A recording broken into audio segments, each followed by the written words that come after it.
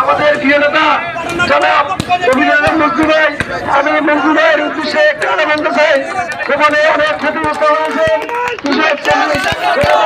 ক্ষতিগ্রস্ত পরিবারকে আপনি দেখবেন এবং তাদেরকে আপনি যেভাবে পারেন তাদের হারাম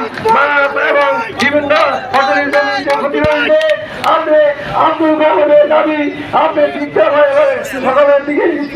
দিয়ে ক্ষতিগ্রস্ত একটি